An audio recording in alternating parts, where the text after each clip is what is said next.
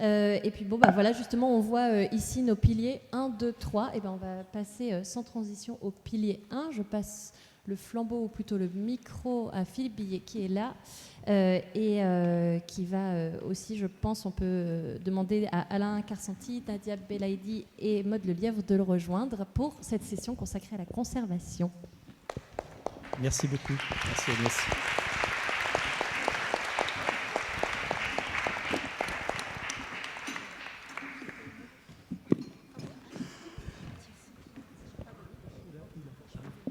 Est-ce que Maud Lelièvre est là ? Ah oui, super.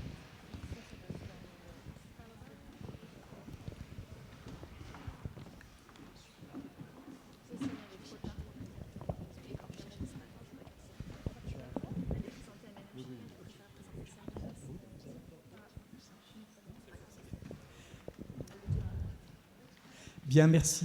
Bonjour à toutes et à tous. Nous allons poursuivre donc par cette seconde session qui va travailler autour de la concertation. Vous allez le voir sous un angle d'attaque un peu particulier. On va essayer de prendre un peu la CDB à rebours, puisque visiblement on ne fait pas les choses, on fait un peu les choses sens dessus dessous aujourd'hui. Et ce matin, Denis avait commencé par le fait que la nature, nous la consommons effectivement. Nous la consommons, mais dans un doublement finalement, on la consomme.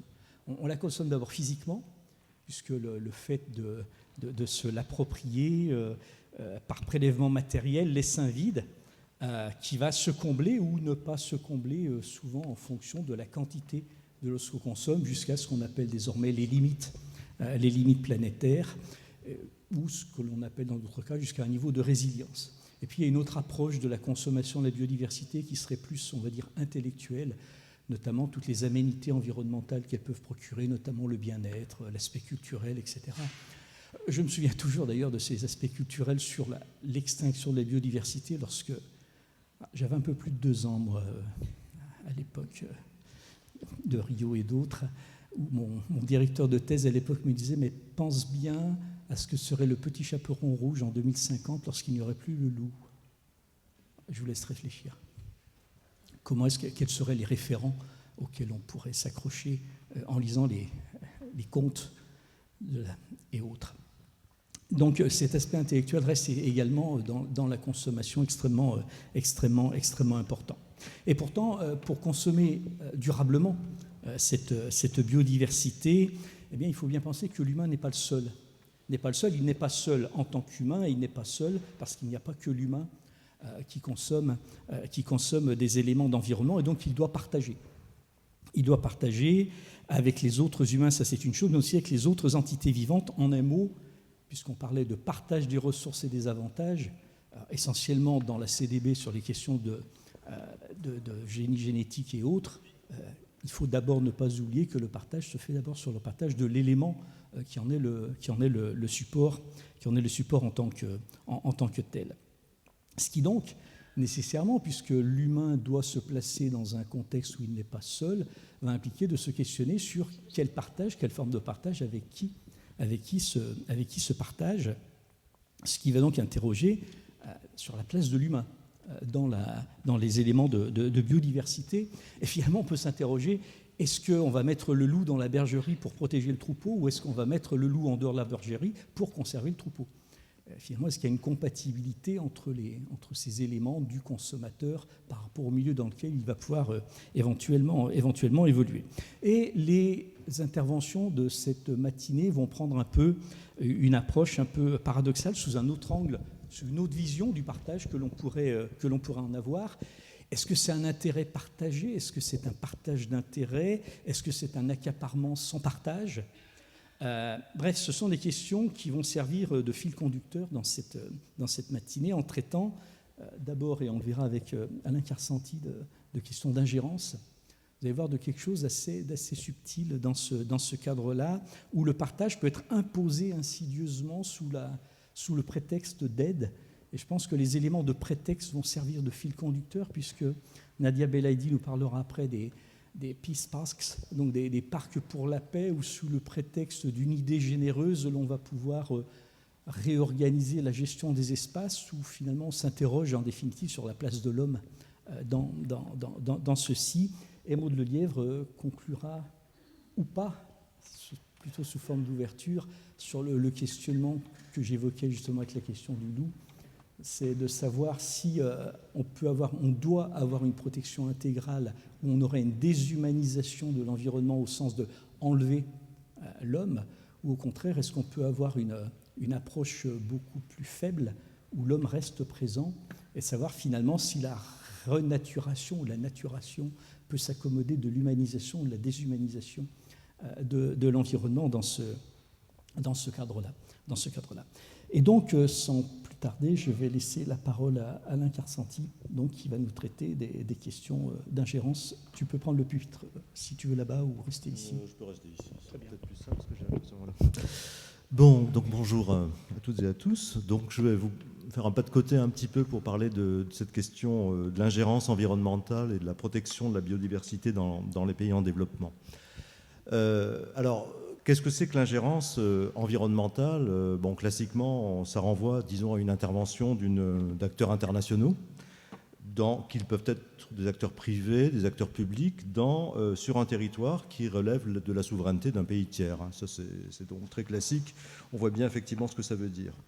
Alors, en fait, si on remonte dans les années 90, c'est plus tout à fait le cas maintenant. Ça a justement changé assez subtilement de forme. Mais il faut savoir que dans les années 90, il y avait des discussions finalement assez significatives pour savoir s'il ne fallait pas internationaliser la gestion de l'Amazonie brésilienne, enfin de l'Amazonie tout court, ce qu'on appelait une gestion déterritorialisée de l'Amazonie pour la placer sous la responsabilité de la communauté internationale. Bon, on ne parle plus de ça maintenant, de toute façon, si vous connaissez les Brésiliens, vu le genre vous imaginez comment les Brésiliens ont réagi à ça, et on sait que c'est une constante dans les négociations internationales quand on parle dès qu'on évoque un peu ce sujet, mais voilà, c'était, disons, un premier exemple qui était significatif. Mais en octobre 2021, vous avez une ONG environnementale autrichienne qui a déposé plainte, alors toujours au Brésil, auprès de la Cour pénale internationale, la CPI, contre le président Jair Bolsonaro, donc du Brésil, pour crime contre l'humanité. Alors, les attendus, disons, de cette plainte, c'est effectivement, Bolsonaro est accusé d'avoir systématiquement affaibli les lois environnementales et sur la protection des populations autochtones. Et il y a un rapport d'experts, disons, à l'appui de cette plainte, qui consiste à dire, ce rapport dit, eh bien, à cause effectivement de la déforestation en Amazonie, qui est liée, les émissions de CO2 attribuables à la déforestation sous Bolsonaro causeront au niveau mondial 180 000 décès supplémentaires avant la fin du siècle, avant 2100. Bon. Je ne sais pas du tout comment cette évaluation a été faite, j'ai quelques doutes évidemment. Bon, ce qui est clair, c'est que c'est quelque chose qui a assez peu de chances d'aboutir parce que d'abord, les causes de la déforestation sont multiples, même si Bolsonaro a évidemment une responsabilité dans le détricotage des lois environnementales.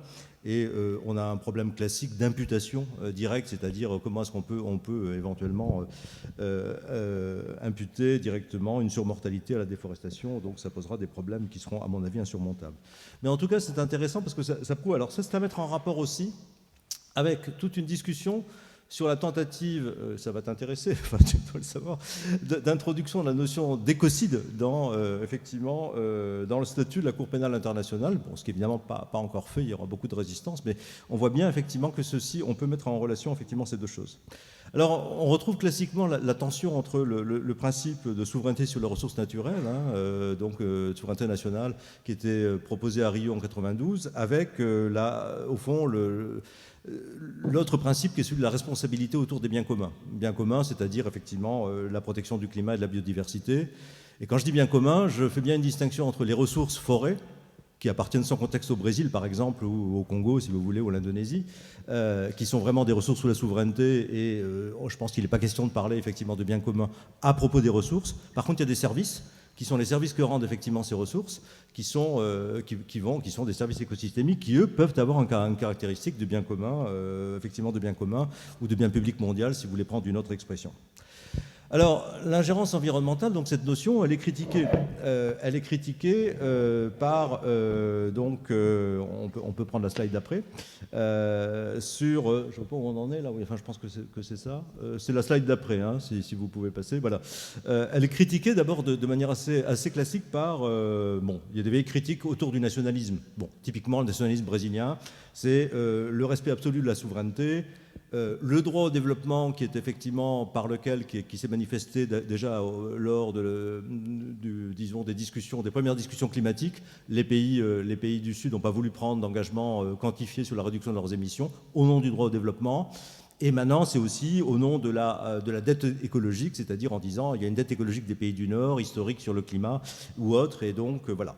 Alors ceci, il y a une deuxième maintenant niveau de critique qui sont des critiques plus récentes, qui sont des critiques au fond qu'on peut appeler progressistes ou décoloniales, puisque le terme aujourd'hui est très à la mode dans les amphithéâtres. C'est effectivement cette critique autour de l'écocolonialisme vert. Avec une critique qui se concentre en particulier, notamment aujourd'hui, sur la question des aires protégées, et notamment tout le projet d'avoir 30% d'aires protégées, effectivement, qui est discuté au sein de la CDB. Bon. Alors, parmi les instruments, effectivement, qui ont été critiqués et qui peuvent relever de cette forme d'ingérence, disons, old-fashioned, c'est-à-dire, effectivement, un peu d'avant, vous avez ce qu'on appelle les échanges, les swaps dette nature, qui ont commencé dans les années 80 de manière un petit peu empirique, et puis qui ont été formalisés aux États-Unis, par exemple, avec le Tropical Forest Conservation Act, qui, au fond, l'idée, c'est certains pays du Sud sont endettés vis-à-vis des États-Unis ou de l'Europe ou de tel pays.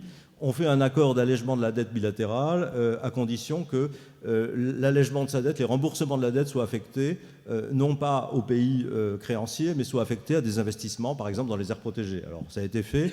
La France a utilisé par exemple cet instrument avec le Gabon, avec je crois le Congo aussi, pour dire en échange d'un allègement de la dette, eh bien, effectivement vous investissez dans les aires protégées. Donc voilà. Alors c'était aussi critiqué par la political ecology comme justement un vecteur d'ingérence. Alors, ça reste assez marginal pour deux raisons. D'abord, ça ne concernait qu'une faible partie de la dette. Finalement, les dettes sont détenues par de nombreux pays. Et puis, finalement, ça n'a porté que sur des parties relativement faibles. Et par ailleurs, maintenant, les pays du Sud se sont largement désendettés dans les années 2000 avec différents processus. Aujourd'hui, ils sont réendettés avec d'autres créanciers, la Chine par exemple. Et donc, on n'a pas du tout... Le levier a un petit peu disparu. Suivante. Alors, en fait, l'ingérence environnementale, si on l'applique aux forêts tropicales, c'est l'exemple que je vais donner parce que c'est évidemment celui que je connais le mieux, il est associé, alors d'abord, clairement, c'est associé à des relations bilatérales. On fait de l'ingérence en bilatéral, on en fait rarement en multilatéral parce que, précisément, on vient de le voir, il est beaucoup plus difficile d'avoir des choses contraignantes, on est dans d'autres instruments, et puis il y a des règles d'unanimité en multilatéral qu'on n'a pas en bilatéral. En bilatéral, des pays emploient éventuellement l'argent de leurs contribuables, ils peuvent mettre des conditionnalités. Alors c'est effectivement donc des choses qui sont d'État à État, ou alors éventuellement d'institutions, de choses comme la Banque mondiale, d'institutions multilatérales, d'institutions de développement, type Banque mondiale, par exemple, et des États. Alors, les conditionnalités environnementales, ça a été très utilisé, notamment par la Banque mondiale, un peu par le FMI, mais surtout par la Banque mondiale, dans les années 90, dans les années 2000. Pour les prêts, il y avait effectivement un certain nombre de réformes qui étaient demandées dans le domaine de l'environnement. La Banque mondiale l'a beaucoup utilisé pour réformer, par exemple, le secteur forestier, pour tenter de réformer en tout cas le secteur forestier au Cameroun, en Indonésie, avec des tas de conditions sur la transparence, sur le système d'attribution des concessions forestières, etc. Bon, je passe. Ça a été très conflictuel, en fait, cette période des conditionnalités. Ça a été très conflictuel. Il y a eu faut dire qu'il y a eu beaucoup d'instrumentalisation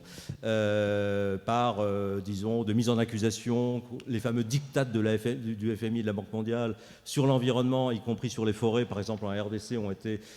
donc il y a eu des critiques très très fortes, avec y compris des condamnations par le panel d'inspection de la Banque mondiale, même du management de la Banque mondiale sur des tentatives de réforme. Enfin, tout ça a été instrumentalisé, je ne reviens pas là-dessus, on pourra en discuter. Si vous voulez, on peut revenir là-dessus.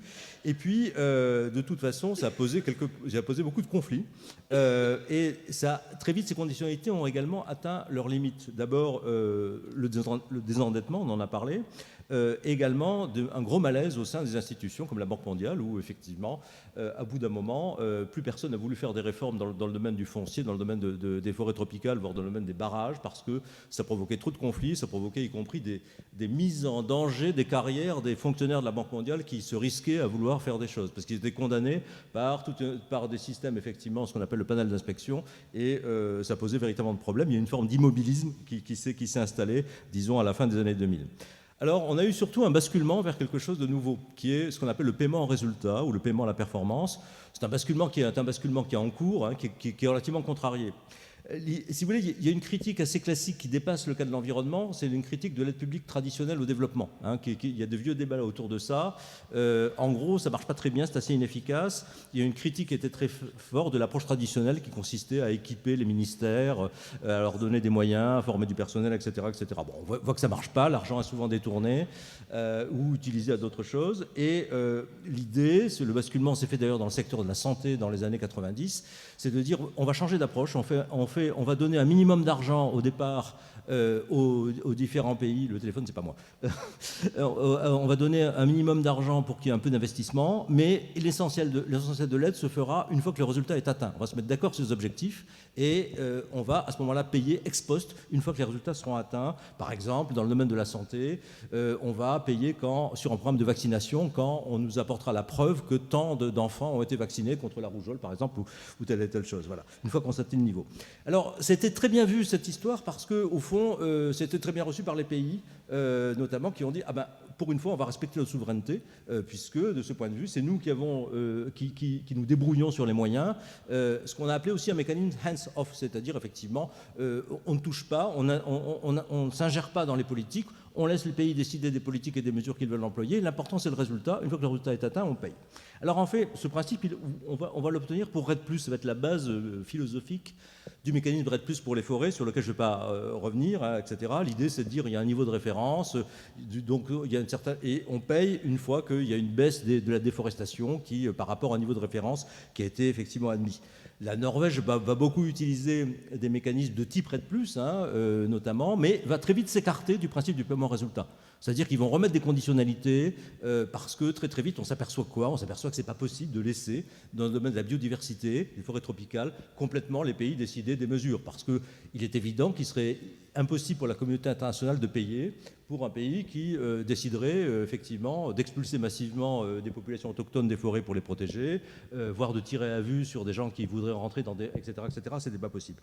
Donc il va y avoir effectivement un certain nombre d'accros sur ce mécanisme hands-off. On va réintroduire des sauvegardes sociales et environnementales qui vont justement dire pas de déplacement des populations, etc. etc. Donc si vous voulez, on bascule vers les paiements à résultats, mais en réalité, on ne laisse pas complètement la main libre à la souveraineté des États pour décider des politiques et des mesures, notamment. Et puis surtout, on s'aperçoit qu'il faut des investissements. Alors au Brésil, en Indonésie, peut-être qu'il y a assez d'argent, effectivement, pour faire des paiements résultats ex post, mais quand vous êtes avec des pays africains, des pays moins avancés, il est clair que si vous ne mettez pas de l'argent au départ, ça ne peut pas marcher, vous n'aurez pas de résultat. Donc il faut bien investir au départ. Alors, juste un autre pas de côté sur une question intéressante aussi, ce qu'on appelle l'ingérence par les normes, c'est-à-dire par les grands systèmes de certification. Et là encore, je prends l'exemple des forêts. C'est assez intéressant ce que j'ai pu voir là aussi en 20 ans, c'est comment, quand les certifications forestières comme le FSC ont été introduites, notamment dans des pays africains, ça a été vu avec... je dois accélérer, c'est ça ? Non, pardon, tu ne me dis rien encore, c'est très bien. C'était effectivement vu par beaucoup de pays africains, notamment en Afrique centrale, comme une véritable ingérence, une atteinte à la souveraineté, une tentative d'empiètement sur les prérogatives des États. Et puis peu à peu, finalement, par la logique du marché, la certification s'est développée pour atteindre pas loin de 6 millions d'hectares aujourd'hui, disons en Afrique centrale, ce qui est d'ailleurs assez exceptionnel parce qu'on n'imaginait pas du tout que dans des pays où la gouvernance est aussi questionnable, aussi problématique, on aurait autant de surfaces certifiées par le FSC. Eh bien, les pays ont commencé à changer d'attitude et puis il y a un changement de pied d'ailleurs en 2018 quand le président du Gabon a dit que au départ c'est 2022, bon c'est reporté en 2025 parce que ce n'était pas possible, toutes les concessions forestières devraient être certifiées FSC, donc par un système privé indépendant. Donc on a un premier exemple assez intéressant d'intégration disons, d'un instrument privé dans des politiques publiques, alors que jusqu'à présent, traditionnellement, il y avait cette opposition dans le privé, c'est le privé, les certifications, etc. Instrument public, là on voit que l'instrument public est mis au service des politiques publiques. Alors pour l'instant, donc ça a été repoussé. Le Gabon a quand même introduit une fiscalité différenciée selon que si vous êtes certifié ou pas. En gros, vous êtes concessionnaire forestier, vous êtes certifié FSC, vous payez beaucoup moins de taxes que si vous n'êtes pas certifié. Donc c'est tout à fait aussi assez intéressant de voir cette évolution. Alors, pour finir, maintenant, la troisième phase, on peut dire que c'est de l'ingérence. On est passé de l'ingérence à la pression commerciale par les échanges internationaux comme vecteur de l'influence environnementale. On a un premier exemple, effectivement. Alors, je vais prendre l'exemple assez connu, c'est le projet de règlement européen sur la déforestation importée. Alors, il ne s'appelle pas comme ça s'appelle le projet de règlement sur les produits exempts de déforestation, Deforestation Free Products en anglais. L'idée, vous l'avez peut-être vu dans la presse, c'est que l'Union européenne, la Commission, veut prohiber l'importation de produits agricoles qui seraient impliqués dans la déforestation. On va utiliser comme instrument principal la due diligence, c'est-à-dire la diligence raisonnée, qui va effectivement, les entreprises vont être en charge effectivement de vérifier que ce qu'elles importent, qu'elles mettent sur le marché au niveau européen, n'a pas été impliqué dans la déforestation ou de la dégradation d'ailleurs. Alors ce qui est important, c'est que cette déforestation soit légale ou illégale selon les règles du pays concerné. Et ça, c'est pas un point qui est trivial. L'Union européenne, la Commission entend imposer dans la due diligence une définition de la forêt qui est celle de la FAO d'ailleurs, mais qui va s'adapter, qui est une définition très large, c'est 10% de couverts forestiers, bon, ensemble d'autres choses apparemment. Indépendamment, cette définition de la forêt elle doit être appliquée indépendamment effectivement des définitions nationales de la forêt de chaque pays. En fait, les pays ont différentes définitions des forêts. Certains c'est 30% de seuil forestier, certains c'est 20%, certains c'est 10%, ça dépend. Ce qui veut dire qu'il va y avoir effectivement des choses qui seront non admissibles du point de vue de l'intégration, non acceptables du point de vue de l'Europe, qui devront être refusées dans l'importation, alors que c'est tout à fait légal comme usage des terres au niveau d'un pays. Et il y a également une clause sur la dégradation qui est tout à fait ambiguë parce que c'est comme un petit peu l'intégrité environnementale. On a beaucoup de mal à définir précisément ce que c'est que la dégradation d'un milieu, notamment quand il y a un milieu exploité. Et ça d'ailleurs, ça peut à terme causer un arrêt total de l'importation des bois tropicaux sous prétexte de dégradation parce qu'effectivement, il y a toujours une question autour de ça. Alors, il y a une évolution marquée d'ailleurs dans ce règlement européen par rapport à un précédent règlement qui s'appelle le règlement sur les bois, l'importation des bois dans l'Union européenne, qui lui ne parlait que de légalité. Là, on parle de durabilité, on parle de déforestation, et cette fois-ci, il ne s'agit pas seulement de regarder la légalité, on impose quelque chose.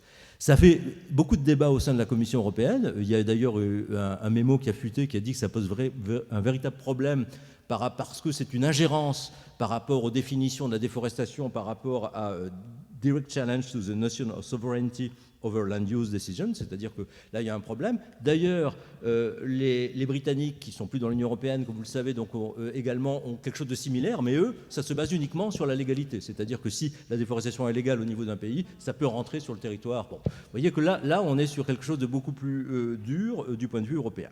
Alors, pour finir, c'est ma dernière slide, c'est de dire, est-ce qu'on peut passer bien sûr, de l'ingérence au club, c'est-à-dire, au fond, on serait dans une nouvelle orientation, notamment des pays occidentaux pour l'instant.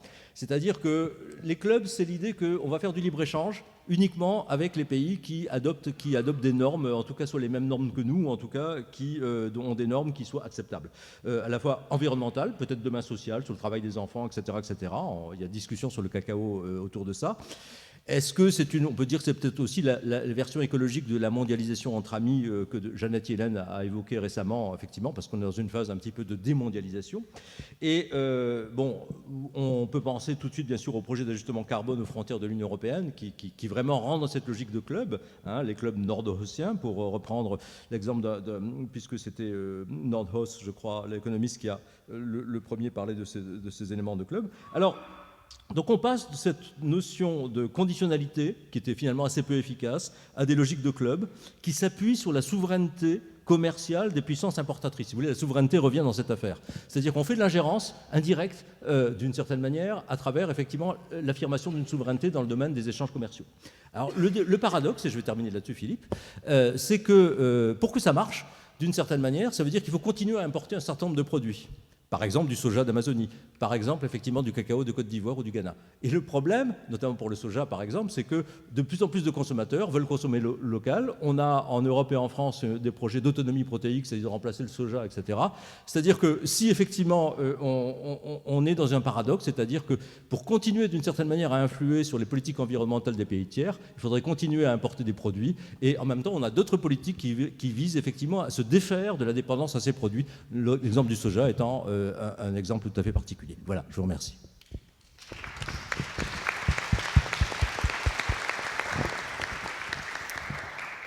Bien, merci Alain. Tu n'as pas été perturbé par le dysfonctionnement de la ZAPET malheureusement qui ne me permettait plus de faire défiler tes diapositives. C'est pour ça que j'ai pris mon ordinateur. Voilà. J'anticipais un problème. Voilà. Et en fait, ton approche questionne la souveraineté de deux façons. C'est ce que la souveraineté elle a un sens lorsqu'on parle d'écosystème qui ne s'arrête pas aux limites d'un État. La Cour internationale de justice a rendu une intéressante décision sur ce point.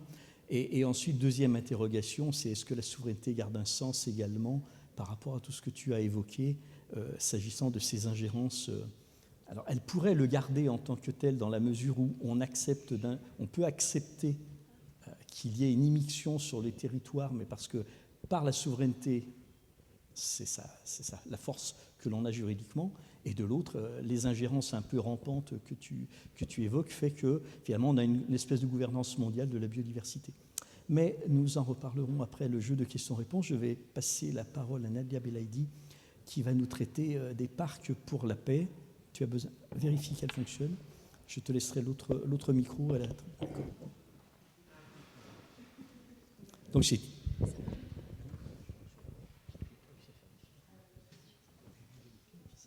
Il faut que je prenne... Non, c'est bon ça, il me faut un micro en plus.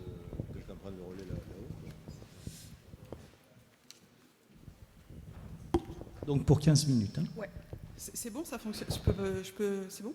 Ok. Donc oui, on va changer un peu de sujet, mais pas tellement. On va être un peu sur la même dynamique. Donc en fait, moi, je vais vous parler d'une modalité qui sert à faire de la conservation, en faisant de la conservation un outil du processus de paix. Et donc pour illustrer, c'est quoi, c'est celle-là? Non.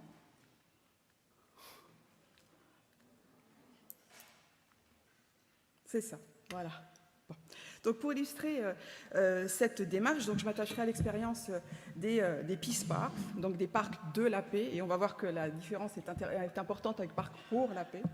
Donc les parcs de la paix qui, donc, en Afrique australe, qui apparaissent donc à la fin de 1996, quand pour la première fois, donc, depuis l'apartheid, l'Afrique australe s'ouvrait à l'international. Donc ces Peace Parks, ces parcs de la paix, sont adaptés de la catégorie parcs pour la paix, qui ont été développés par l'IUCN, et ils prennent place dans un contexte post-conflit, où entre l'Afrique du Sud et les pays limitrophes, qui étaient en lutte contre l'apartheid à des degrés différents. Donc la pacification de la zone qui a eu lieu au début des années 90, notamment avec l'accession à la démocratie de l'Afrique du Sud en 1994, va coïncider donc avec l'inscription des problématiques environnementales au niveau international. Et la superposition des conjonctures va amener en fait les États à adopter rapidement l'idée qui était diffusée par les ONG internationales que la dynamique de conservation transfrontalière pouvait être un moteur de paix. Et cela va se concrétiser donc par la création de ces Peace Parks qui se développent depuis de manière assez rapide, et on voit avec succès puisqu'on en a 18 actuellement. Donc depuis 1996, c'est assez rapide quand même. Certes, à des niveaux de développement différents et de construction, mais en fait, c'est quand même une démarche qui fonctionne très bien. Donc les Peace Parks s'inscrivent dans ce qu'on appelle la théorie de la paix par la coopération environnementale. Alors, est-ce que je vais réussir? Ouais, c'est ça. Donc la théorie de la paix par la coopération environnementale qui est fondée sur l'idée que la coopération sur l'enjeu d'intérêt commun que représente la biodiversité va ouvrir un dialogue politique autour d'enjeux ensuite plus contentieux, donc qui vont être liés à la question des tensions politiques, de la sécurité, de la diversité culturelle. Donc on voit ici en fait que la conservation est présentée, voire serait donc un outil de paix. Mais ce que j'imaginais, c'était un peu retourner la question, c'est-à-dire savoir est-ce que la paix est peut-être, et comment elle peut être, un outil de la conservation. Et donc, pour poser cette question, je vais m'attacher aux deux mots-clés que sont la paix et la conservation.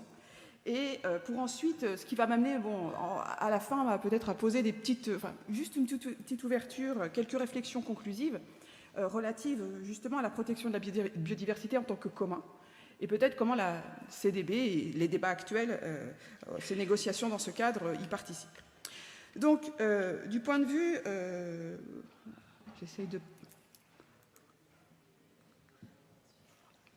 J'ai droit à quelques secondes de plus.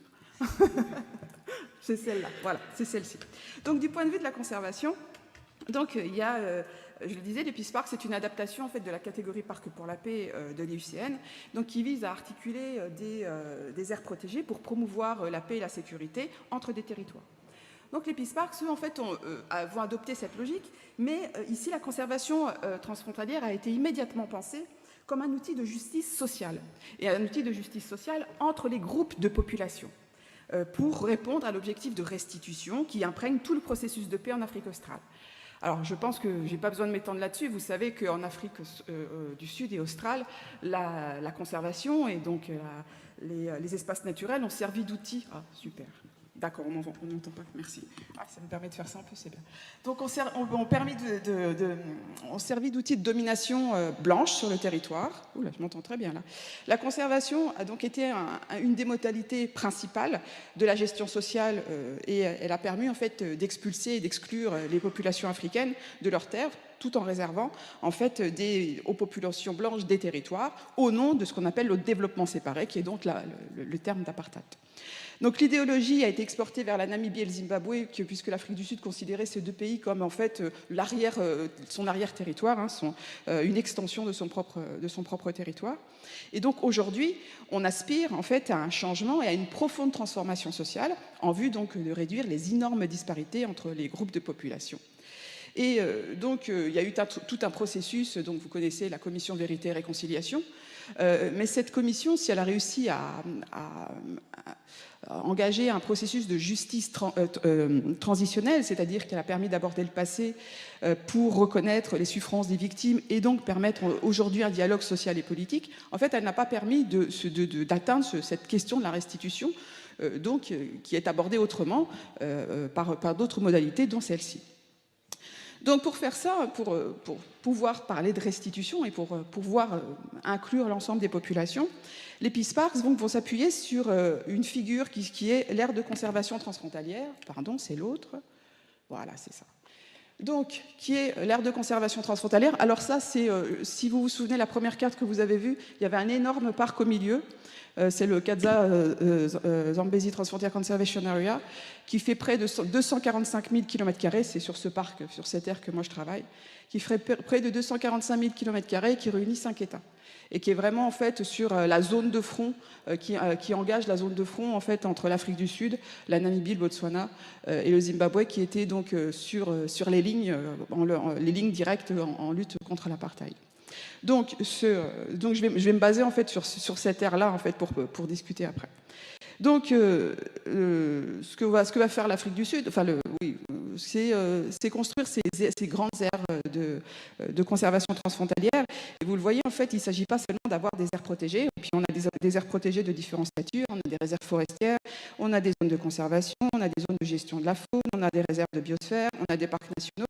Et on a aussi, sont incorporées dans ces grandes aires, des terres privées, des terres communales. Parce qu'en fait, l'idée ici, c'est basée sur la notion d'écologie. Et donc, parfois, on est ici dans une région trop grande, écologiquement, biologiquement courante. Donc, sur le parcours des tout en fait, pour conserver et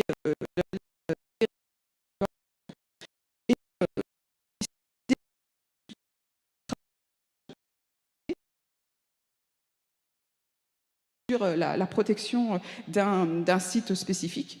Et l'idée aussi, c'est de mettre en relief l'usage multiple des ressources, y compris, voire surtout, l'usage des ressources naturelles qui est fait par les populations, par ces fameuses communautés locales qui avaient été exclues pendant longtemps. Donc ici, toute cette dynamique a pour objet, s'appuie sur l'intégrité écologique, mais aussi sur l'intégrité culturelle et le lien, la relation homme-nature. Alors ce modèle, évidemment, est intéressant a priori, puisqu'il tend à intégrer les communautés locales parmi les acteurs les plus classiques que seraient donc les opérateurs économiques privés ou les instances étatiques. Et ces aires transfrontalières semblent donc rendre un dialogue possible entre les différentes façons de se situer dans la nature, différentes façons d'envisager le rapport entre la nature et les humains et les non-humains. Donc on a l'impression ici qu'il y a une légitimation du pluralisme et une légitimation des visions du monde dont on avait commencé à parler tout à l'heure.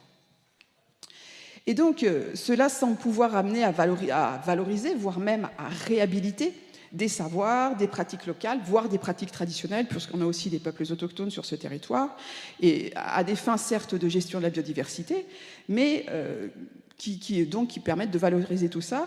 Et d'ailleurs, il y a alors, sur cette zone la partie zambienne, et c'est la zone pilote, parce que c'est énorme, hein, ça fait 245 000 km², donc pour mettre tout ça en œuvre, il y a une zone pilote qui est la zone zambienne.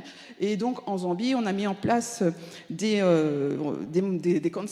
conservancies, c'est-à-dire des réserves, des concessions de conservation qui sont gérées par les populations, donc pour réhabiliter a priori l'ensemble de ces savoirs. Mais en fait, évidemment, tout ça c'est joli, sauf qu'en vrai, il a été montré que les ONG internationales et les agences gouvernementales, en fait, elles ont joué un rôle déterminant dans l'émergence des aires de conservation transfrontalières.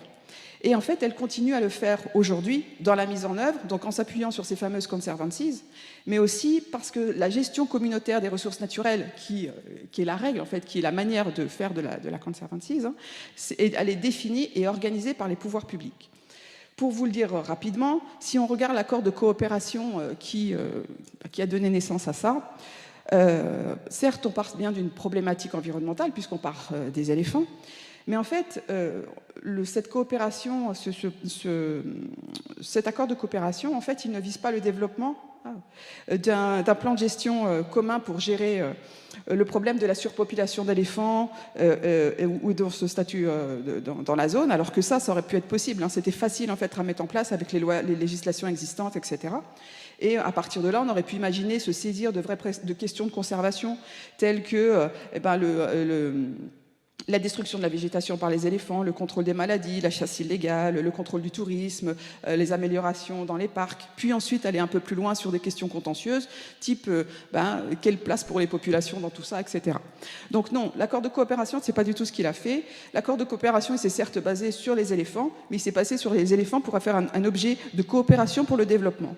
Donc les deux premières choses qui ont été faites, c'est d'une part qu'on a facilité le passage des éléphants et des touristes. Donc les premiers, on a fait ce truc-là qui permet aux éléphants de passer d'un territoire à l'autre sans aucune barrière.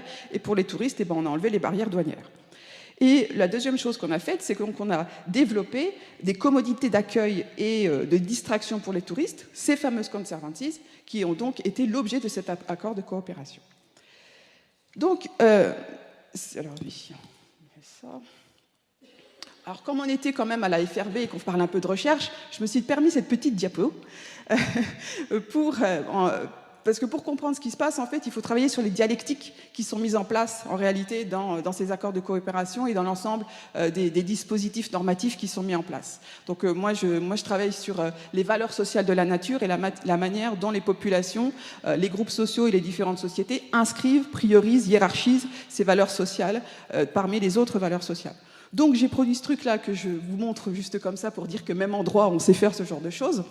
Mais ce qui est intéressant ici, et ce qui doit nous retenir notre attention, c'est qu'en fait qu'on s'aperçoit que la nature en fait représente une valeur commune dans la mesure où elle procure des moyens de subsistance pour la région.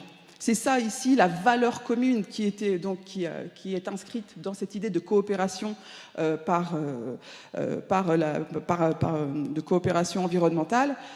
Ici, normalement, donc c'est la valeur commune de la nature, et ici, c'est bien les valeurs communes de la nature, mais dans la mesure où elle apporte des financements et des subsides. Or, je vais passer un peu, mais si on va un tout petit peu plus loin et qu'on interroge un peu plus... je vais passer celle-là. Qu'on interroge un peu plus d'où viennent la dérive en fait de l'outil qui en soi n'est pas mauvais. Hein, l'outil Parc pour la paix de l'IUCN était vraiment très intéressant. Même son adaptation aux questions sud-africaines avec le Peace Park reste aussi intéressante. Toutefois, ici, si on regarde la manière dont ça a dérivé, c'est qu'en réalité, ce Parc pour la paix, ce Peace Park, s'est inscrit dans deux dispositifs, un dispositif intégré et un dispositif spécifique. Le dispositif intégré, en fait, merci Alain d'avoir brossé tout le tableau sur la Banque mondiale, c'est parce qu'en fait, l'aire de conservation transfrontalière, c'est un truc qui a été produit et inventé par la Banque mondiale en 1996. Donc ici, cette aire de conservation, elle vient des institutions financières. Et ensuite, elle a été adoptée par la SADC, qui est donc la communauté de développement de l'Afrique australe, qui en a fait un de ses outils de coopération régionale. Mais cet outil de coopération, alors à cette époque-là, la SADC, elle était pilotée, présidée par l'Afrique du Sud. Et donc l'Afrique du Sud aussi a fait de cet outil un outil de ce qu'on appelle la renaissance africaine. La renaissance africaine, c'est la capacité, c'est utiliser le potentiel africain pour s'intégrer en fait dans les dynamiques néolibérales et montrer que l'Afrique du Sud peut être désormais un pays qui n'est plus paria de la société internationale et dans lequel on peut investir. Ce qui permet donc de financer la restitution. Et donc, il y a cette première dynamique, et le fait que par là, en prenant cette catégorie de conservation transfrontalière, l'Afrique du Sud et l'ensemble du coup de l'Afrique australe, et même plus largement avec la SADC, l'ensemble de l'Afrique, s'inscrit dans une vision de la nature qui est celle qui est construite et véhiculée par la Banque mondiale. Donc, le deuxième élément, c'est que donc, ça, c'est l'élément intégré, le dispositif intégré. Le dispositif spécifique, c'est qu'en fait, en Afrique du Sud, je ne pourrais pas faire la conclusion. En Afrique du Sud, la nature a toujours été instrumentalisée comme un outil politique. Ça a été instrumentalisé pour la ségrégation, ça a aussi été instrumentalisé pour refaire du lien social après la guerre des bourgs, par exemple, entre les Blancs sud-africains. C'est par exemple, si vous connaissez le parc du Kruger est un symbole en fait, de cette réconciliation. Donc ici, on a donc un système qui est utilisé pour faire du lien social, mais avec des catégories et des cadres de pensée qui sont ceux qui ont été créés par et pour l'apartheid. Et donc, je voulais utiliser cet exemple, je vais donc accélérer, mais je voulais utiliser cet exemple en fait pour parler en fait des différentes visions du monde qui irriguent en fait le monde de la conservation. Parce qu'on parlait tout à l'heure du fait qu'il y avait la conservation et que c'était bien compris dans la question sur la biodiversité, sur la protection de la biodiversité, et que c'était sans doute la chose qui était peut-être la mieux comprise, avec peut-être un peu mieux que les deux autres piliers qui étaient partage, etc. Mais moi, je pense quand même qu'il y a une question qui est fondamentale dans la question de la conservation, c'est qu'il y a plusieurs manières de penser la biodiversité. Et que si on veut faire du commun, de la conservation ensemble autour des questions de biodiversité, c'est qu'il y a un moment, il faut arriver à prendre en charge l'ensemble des valeurs et des dimensions de cette biodiversité, que ce soit pour l'ensemble des populations. Et je ne voulais pas rentrer par les questions de peuples autochtones, parce qu'on m'aurait renvoyé à logique décoloniale. Or, ici, en prenant la question sud-africaine, on a des communautés locales, on a certes aussi des peuples autochtones, mais on a aussi une vision très occidentale, très occidentalocentrée, bon bref, c'est comme ça, qui permettent en fait de voir que ce sont bien les manières de conserver, de saisir la biodiversité aujourd'hui qui conduisent et qui irriguent l'ensemble des réflexions. Et juste, j'avais mis quelques éléments là en lien avec les discussions actuelles, mais il me semble, je terminerai juste là-dessus, que les cibles 20 et 21 du projet de cadre mondial sont quand même extrêmement intéressants parce que ces cibles sont positionnées dans l'objectif D. Et donc, ça voudrait dire que ici, dans les cibles 20 et 21, c'est les connaissances traditionnelles et c'est l'inclusion notamment des populations autochtones, des communautés locales, des jeunes, des femmes, etc. Et il me semble que le fait qu'elles soient dans l'objectif D, qui est donc les moyens et les solutions, permet peut-être de penser que finalement, penser différemment ferait partie de la solution. De même, il y a une autre chose qui est dans le projet de cadre mondial, ce sont les OECM, on n'en a pas encore parlé, alors du coup j'en parle, donc les autres moyens de conservation par zone, qui sont extrêmement intéressants parce qu'ils montrent en fait qu'il n'y a pas que des objectifs de conservation, il y a aussi des résultats. Ça veut dire que les modes de faire, les modes de vivre dedans et avec la nature produisent des résultats de conservation. Et ça, il me semble que c'est aussi extrêmement important. Et puis, bon, je ferai un petit clin d'œil aux différentes motions, différentes motions de l'UICN, et ça tombe bien, on a l'UICN derrière, après, avec la motion 101 et la motion 48. Et je crois que la motion 48, elle est extrêmement importante parce qu'elle amène véritablement à nous je crois, à nous inviter à repenser cette diversité dans la manière de concevoir et de saisir même la question de la nature et de la biodiversité. Et je m'arrête. Merci. Pardon. Merci Nadia.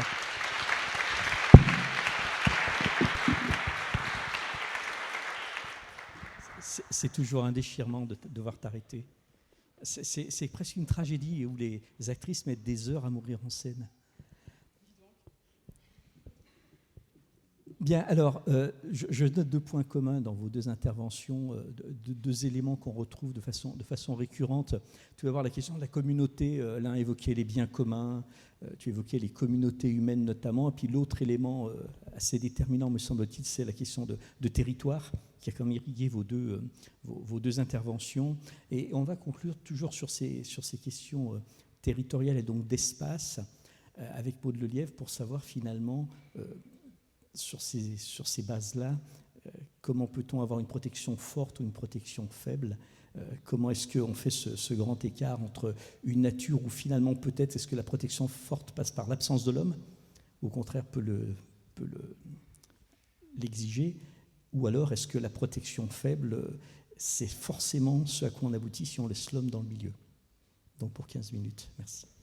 Merci, merci à Nadia aussi de m'offrir la transition en terminant sur les questions qui ont été celles au cœur du congrès mondial de l'UICN qui s'est tenu en France il y a quelques mois. Et en dehors d'émotions, un sujet important a été transversal, celui de la question de l'éthique, avec à la fois la rédaction d'une charte de l'éthique qui sera en préambule de l'ensemble du programme de l'UICN pour les 30 prochaines années.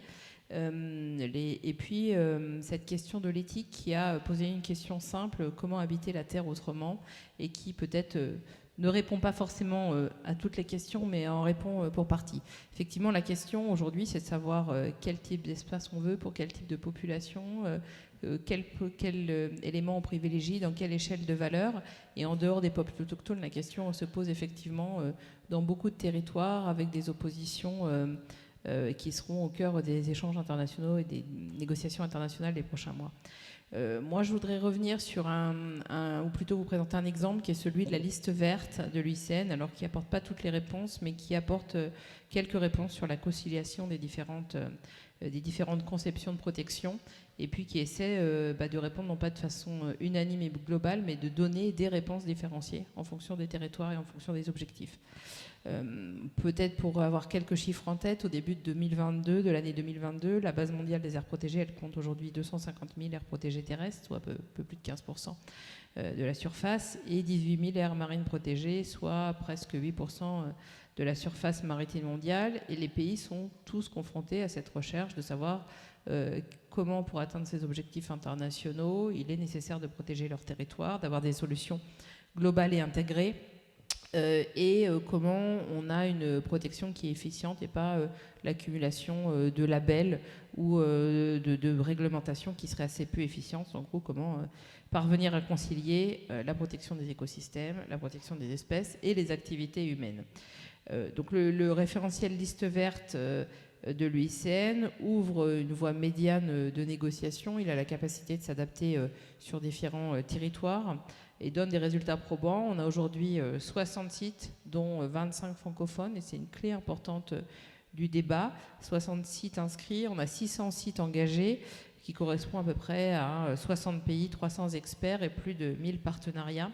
Alors ça semble peut-être peu comme ça en matière de chiffrage, mais cette question des listes vertes, c'est d'abord, ces listes vertes, c'est à la fois une méthodologie qui est exigeante, un label qui permet de produire un standard international de durabilité, donc à travers ce standard international, de pouvoir aussi comparer ce qu'on protège et comment, et puis un programme mondial qui permet de reconnaître et de valoriser les aires protégées et conservées équitablement, et qui offre des résultats durables. Pour ce faire, et pour que ça puisse s'appliquer de façon différenciée, il y a 6 catégories de gestion. Donc l'idée, c'est pas de savoir si on va exclure l'homme de partout ou dans quel territoire. Moi, ça me rappelle des vieux débats, justement. Vous parliez du loup en introduction, donc j'ai l'impression d'ailleurs que tout finit par être avec ou sans avec ou sans loup. Mais est-ce qu'on fait des espaces de pâturage sans loup, ou est-ce qu'on fait des espaces pour le loup sans intervention humaine? Et en fait, finalement, on est toujours sur cette question depuis 25 ans, 30 ans. Enfin, je ne suis pas assez, moi, âgée pour savoir plus, mais en tout cas, j'ai l'impression qu'on n'a pas tellement avancé dans les oppositions.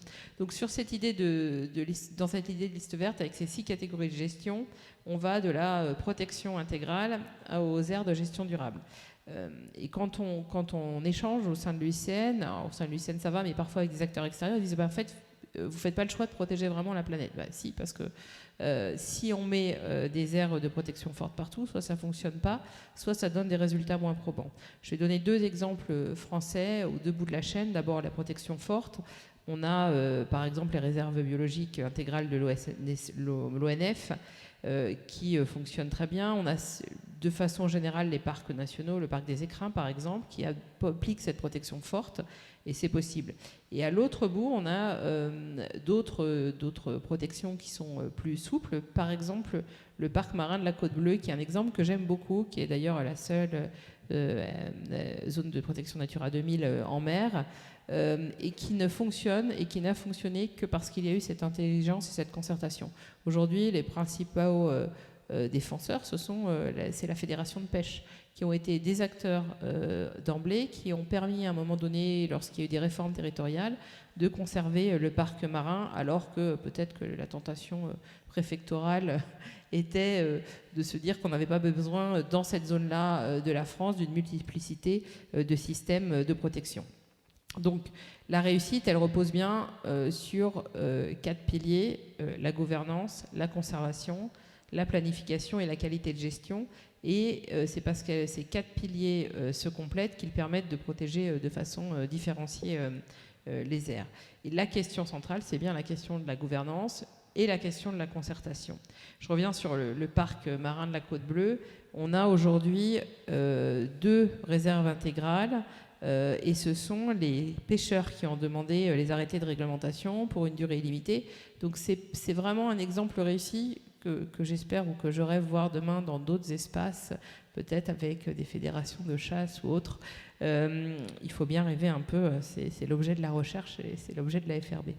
Donc on voit bien que dans un même espace, on peut avoir une superposition comme celui du territoire du parc marin de la Côte Bleue, de plusieurs catégories de gestion avec des interactions, des zones plus fortes de protection, des zones plus faibles en périphérie, et que ça fonctionne plutôt bien. Et je voudrais rebondir sur ce qu'a dit Christophe dans l'intervention précédente. Ce qu'il faut, c'est donner envie. Parce que si on arrive avec des mesures de protection, que ce soit dans les pays du Nord ou dans les pays du Sud, en expliquant que c'est nécessaire sans donner davantage aux populations locales, et je pense que ce modèle à la fois de donner envie et d'intérêt des populations locales, il ne s'applique pas que dans les pays du Sud, et dans une vision du Sud, il s'applique partout. Si on n'a pas cette concertation et cet apport collectif, ça ne fonctionne pas.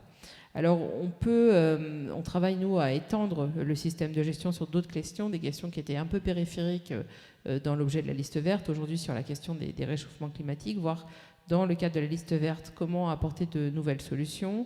On n'oppose également pas la question de protection à travers la liste verte au patrimoine culturel, pas d'opposition patrimoine culturel et patrimoine naturel. L'idée, c'est que le patrimoine culturel, comme dans les approches de l'IPBES, fait partie des valeurs à conserver et qui peuvent l'être sur ces sites qui sont labellisés. Je regarde, parce qu'on a des gardiens du temps au premier rang qui font des gros yeux, donc il faut se méfier un petit peu. Je vais peut-être, pour terminer, évoquer les travaux qu'on est en train de mener au sein de l'UICN. On a fait un colloque il y a 1 mois et demi avec le programme PPI, qui est le programme de petits investissements qui est soutenu par le FFEM, sur la question de savoir comment les acteurs français de la biodiversité pouvaient contribuer à l'atteinte de l'objectif 30-30 dans les pays du Sud, et quelles étaient les recommandations dans ce cadre-là. Les conclusions, elles ne vont pas être très étonnantes, mais elles sont importantes. La première, c'est qu'il faut un véritable soutien aux acteurs locaux et au soutien à travers la francophonie. On a un vrai fossé entre aujourd'hui les travaux de recherche et de financement qui sont beaucoup faits dans le monde anglo-saxon pour des interlocuteurs anglo-saxons, ce qui d'ailleurs définit une partie de répartition des fonds et des contributions d'aide sur les territoires.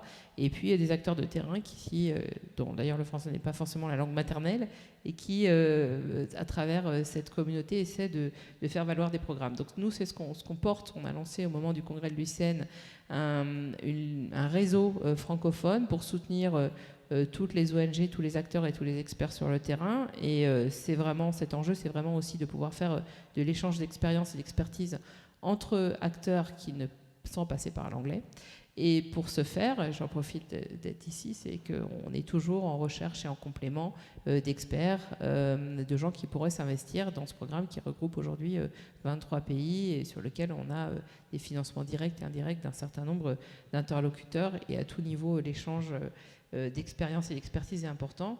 Et ce qui m'amène à la deuxième conclusion de ce colloque, qui était l'idée que pour qu'on ait une vraie coopération qui fonctionne et que finalement on s'apprenne les uns des autres, on a besoin d'avoir un renforcement des outils qui sont offerts, pas simplement qui s'imposent du nord vers le sud de façon dogmatique, mais un renforcement des outils qui soient compatibles et adaptés au développement des territoires, et ce en quoi, que ce soit les listes vertes, les aires protégées en général, on est assez convaincus que ce seront des outils rassembleurs des différentes catégories de population et qui permettront de trouver des solutions durables pour protéger la biodiversité dans la durée. Voilà, merci. Merci Maud.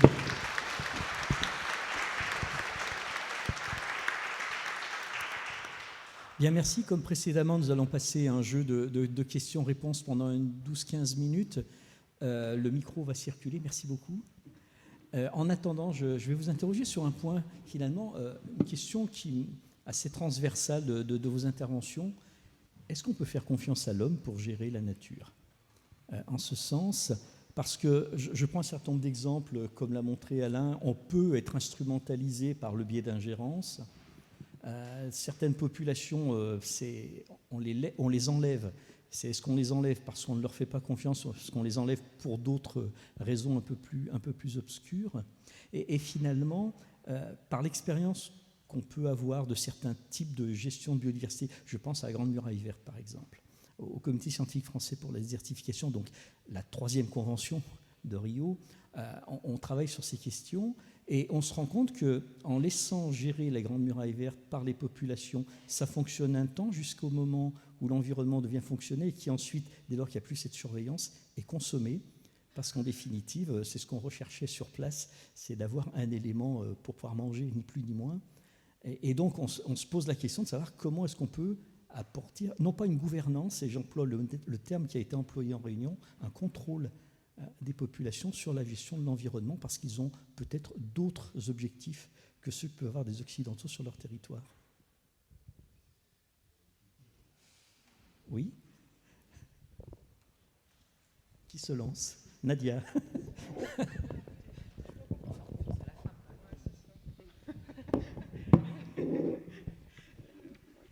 C'est moi qui commence, c'est ça. Super, merci Philippe, j'adore. Alors, bon, je te répondrai bien par une pirouette, je peux. En fait, en t'écoutant, en fait, ça me faisait penser à... Il y a une théorie qui s'appelle, c'est même un concept en fait dans la philosophie de l'écologie sociale, qui dit en gros, dis-moi comment tu traites la nature, je te dirai comment tu traites l'autre, comment tu traites l'homme, et qui part en fait du point de vue, c'est logique en philosophie politique, c'est un des courants qui part du principe qu'en fait le problème n'est pas celui de la relation entre l'homme et la nature, mais celui de la relation entre l'homme et l'homme, et qu'en fait elle se retrouve. Et elle se lie, elle devient visible. En tout cas, la relation homme-nature peut être un indicateur de cette relation homme-homme. Donc c'est un peu une pirouette, mais je dirais que peut-être si on réglait déjà les relations entre les différents, on va dire, sociétés et groupes sociaux, peut-être quelque part il y aurait un moyen de prendre en charge différemment et de considérer différemment cette relation à la nature. C'est une bonne pirouette.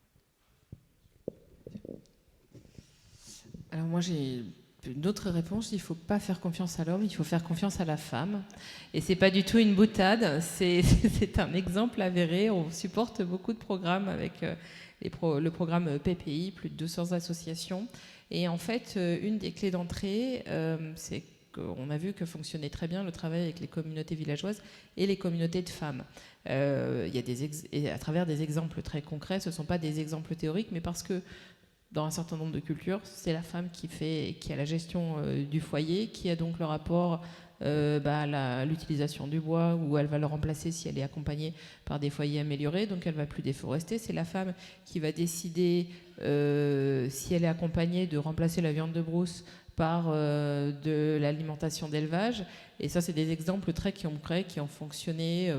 Je pense notamment à un restaurant communautaire qui a été ouvert à Lambaréné, où les gens consomment plus de viande de brousse parce qu'en fait, les femmes ont éduqué non seulement leurs enfants, mais aussi leur mari à changer de comportement.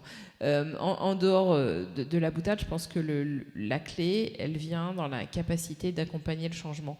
On ne peut pas imposer les modèles, que ce soit des modèles du Nord ou même du Sud-Sud, quand on a certains États qui, à travers, après des négociations internationales, se sentent obligés de transformer les parcs, de transformer les règles.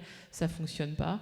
Il faut qu'on ait un intérêt, et un intérêt local pour les populations qui comprennent soit l'enjeu à protéger leur propre territoire, parce que ça va être une capitalisation dans la durée, soit la possibilité de muter et aller vers un autre mode de consommation. Et pour ce faire, il faut être quand même particulièrement ouvert, mais aussi accompagnant.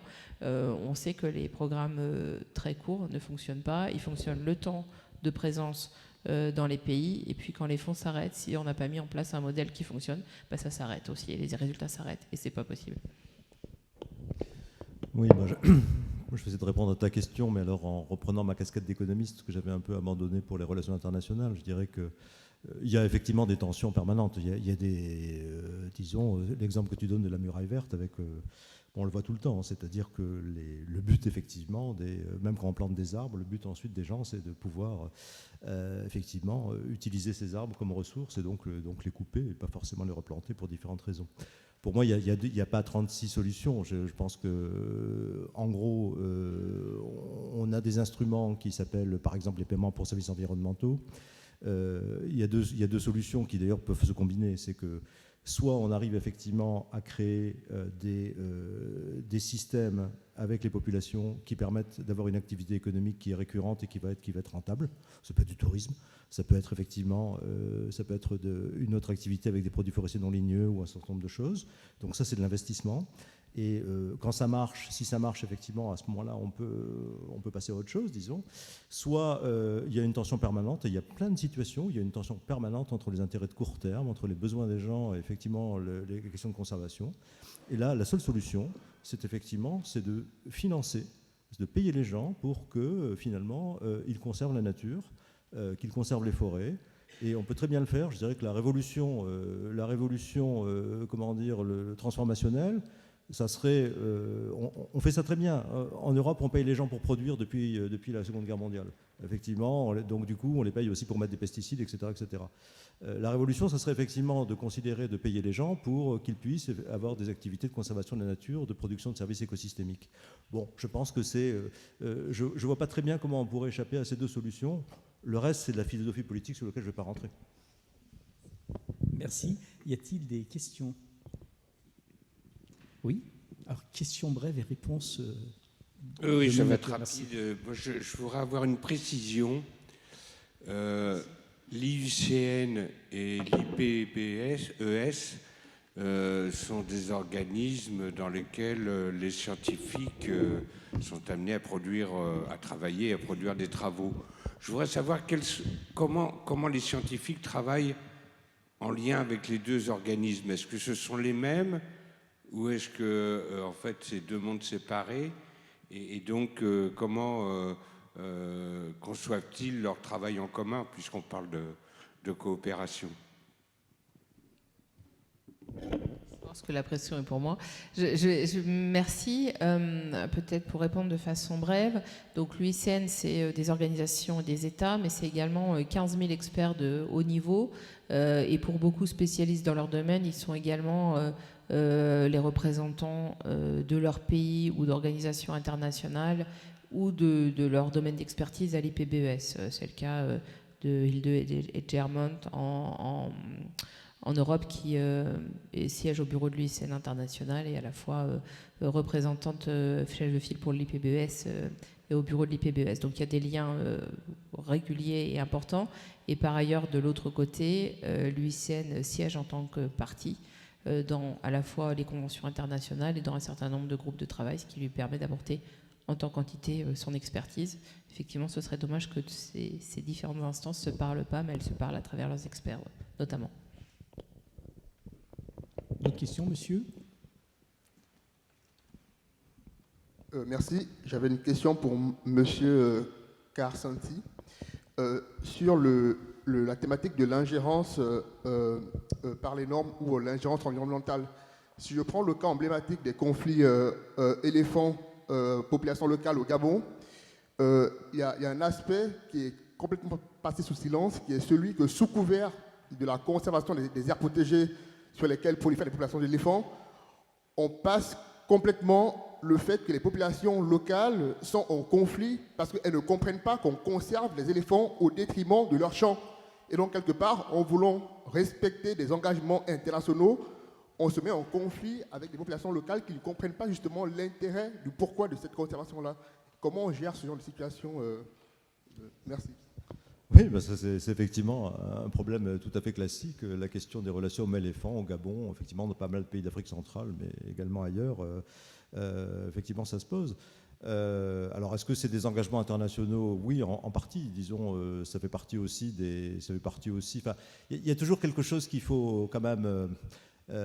Moi, quand on parle des conditionnalités, par exemple, et de ces questions, pour avoir beaucoup été dans le système, y compris avec la Banque mondiale, en réalité, la vision qu'on a de l'extérieur, qui est de dire c'est des dictats, on impose ça aux pays du Sud, etc. En réalité, vous ne faites pas de réforme s'il n'y a pas des réformateurs cachés à l'intérieur du gouvernement, qui en général sont très contents d'avoir des experts étrangers ou la Banque mondiale pour servir de bouc émissaire, parce qu'en général, ça permet ensuite d'aller au village pour dire les éléphants, c'est pas nous, c'est la Banque mondiale qui nous les a imposés, si vous voulez. Donc il y a quand même pas mal d'hypocrisie. C'est-à-dire, il y a en général, quand il y a ce genre de choses, il y a toujours des alliés à l'intérieur, si vous voulez, qui ont des objectifs de conservation. Heureusement, d'ailleurs, sinon on ne pourrait rien faire.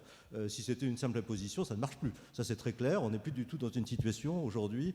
On voit très très bien que les influences traditionnelles, par exemple de la France vis-à-vis de l'Afrique, ont complètement changé depuis 20-30 ans. Ça n'a strictement rien à voir. Donc ça c'est un premier point. Alors après, il y a différentes manières de traiter ces questions.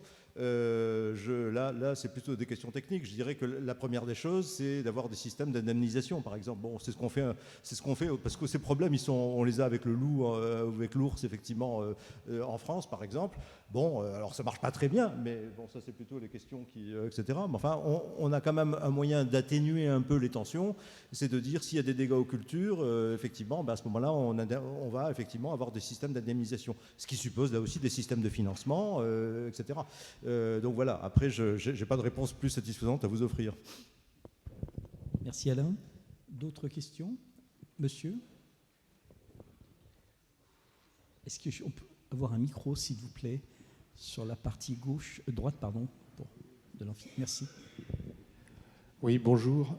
Je suis surpris que vous n'ayez pas abordé du tout le problème de la logique économique et le système comptable qui fait que de toute façon la nature ne coûte rien, ne rapporte rien et n'existe pas dans les résultats des pays, les performances. Et donc il y a quand même, on a réussi à transformer très très rapidement la comptabilité au niveau mondial pour sauver le système bancaire en 2008. Donc c'est tout à fait possible de transformer très rapidement le système bancaire, le système comptable international pour intégrer les autres valeurs qui ne sont pas intégrées aujourd'hui. Donc il y a quand même toute une mouvance aujourd'hui sur des autres modèles de comptabilité qui intègrent effectivement des valeurs environnementales sans monétiser, j'insiste là-dessus, sans monétiser ni l'humain ni la biodiversité. Quelle est la place de ces discussions dans la CDB? Puisqu'en fait on sait bien que le problème fondamentalement, c'est le système dominant qui est prédateur, hein, ça a été largement dit, et donc que la comptabilité, loin d'être neutre, est quand même un outil extrêmement puissant, politique et idéologique en termes de prédation et de qu'est-ce qui compte et qu'est-ce qui ne compte pas. Voilà, je voulais savoir un petit peu la place de ces débats sur la refonte du système économique, si quelqu'un, via la comptabilité. Non, mais sur la CDB, je suis... Bon, je laisserai Maud peut-être effectivement dire un mot. Moi, j'ai une position en tant qu'économiste, justement. Bon, je connais ces débats effectivement depuis assez longtemps. Je suis quand même assez... je suis un petit peu sceptique. C'est tout à fait utile de le faire. Je veux dire, mais intégrer, par exemple, enfin, nous, on a des concepts, hein, c'est des externalités qu'il faut internaliser. Non.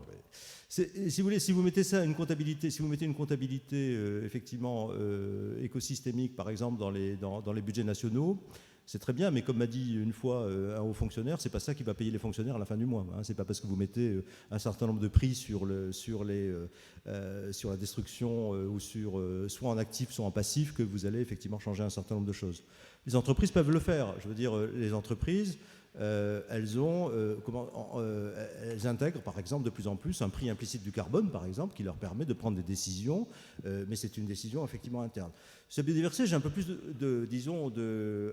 un peu plus de doute. C'est un petit peu comme cette discussion sur le fait de savoir s'il faut valoriser les écosystèmes. Le fait de donner un prix à la baleine ou à l'éléphant, c'est pas ça qui va sauver les éléphants par rapport aux braconniers, si vous voulez. Enfin, pour moi, ça a toujours été un débat. Bon, ça peut être utile de le faire. Enfin, il y a Bernard Chevassus qui est là, qui pourra nous parler un petit peu de ce genre d'exercice, mais pour moi, c'est quand même pas l'élément principal. Par contre, l'élément principal, c'est qu'on a des moyens de changer les systèmes de prix relatifs. Ces moyens, ça s'appelle la fiscalité. On peut effectivement taxer les externalités. Tout à l'heure, dans mon intervention, je vous expliquais comment, par exemple au Gabon précisément, on a commencé à introduire un système de fiscalité écologique différencié où effectivement on donne des avantages, c'est-à-dire de fiscalité réduite pour des pratiques qui sont avec des proxys, qui sont la certification. On peut en discuter, mais enfin en tout cas c'est un proxy assez robuste, facile à vérifier, etc. On est en train de travailler par exemple avec la Banque mondiale sur un certain nombre de choses, sur des commodités comme le cacao qui seraient agroforestiers ou libres de déforestation. Donc il faut trouver des critères. C'est là aussi c'est la traçabilité, la certification, qui pourraient avoir des fiscalités réduites. Donc on a d'autres instruments économiques directs qui sont à la main de l'État. Alors ça peut être à la main de l'entreprise avec effectivement des politiques de prix implicites. Une entreprise peut mettre un prix implicite sur la biodiversité, très bien effectivement qu'elle le fasse. Mais on a d'autres instruments. Parmi eux, c'est la fiscalité, c'est les subventions de type paiement pour services environnementaux par rapport à un certain nombre de pratiques. Donc je ne pense pas qu'on ait besoin absolument fondamentalement d'avoir... Ça peut être très utile de le faire, notamment de ce point de vue d'indicateurs, de dialogue entre les acteurs, etc. etc. Ce n'est pas ça pour moi qui va être fondamentalement le déclic dans les politiques publiques. Bien, merci Alain. Nous allons donc conclure par un résumé graphique, s'il vous plaît. Et je tiens à remercier les 3 intervenantes et intervenants.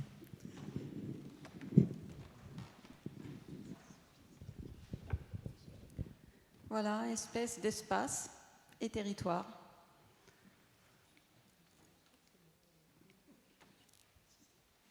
Vous avez le parcours des éléphants qui sont tranquilles pour traverser l'Afrique, enfin, après toutes ces décennies difficiles pour eux. On espère un meilleur avenir. Et puis une dame qui s'accroche à sa planète, je veux sauver ma planète. Et quelqu'un qui lui dit, t'inquiète, j'ai les outils, mais c'est super lourd. Tout ça pour donner envie de s'investir et de coopérer grâce à un futur kit biodiversité. Bien, merci beaucoup.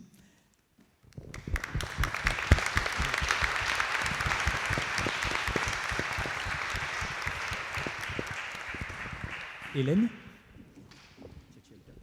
Ça va être 5 minutes, c'est juste pour vous remercier bien chaleureusement à vous d'être restés, à tous nos intervenants de la matinée, de nous avoir éclairés sur un certain nombre de sujets. Alors je vous rappelle donc que nous avons mis en place donc, un petit sondage qui va nous permettre ensuite de mesurer l'empreinte écologique, c'est-à-dire l'empreinte biodiversité, l'empreinte carbone de notre événement aujourd'hui. Donc vous avez le flashcode ici.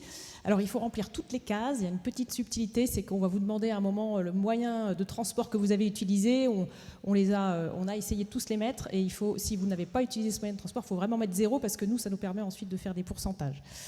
Voilà, vous allez voir qu'on va vous parler de votre alimentation, de vos quelques éléments sur les déchets et puis quelques éléments aussi pour l'empreinte carbone.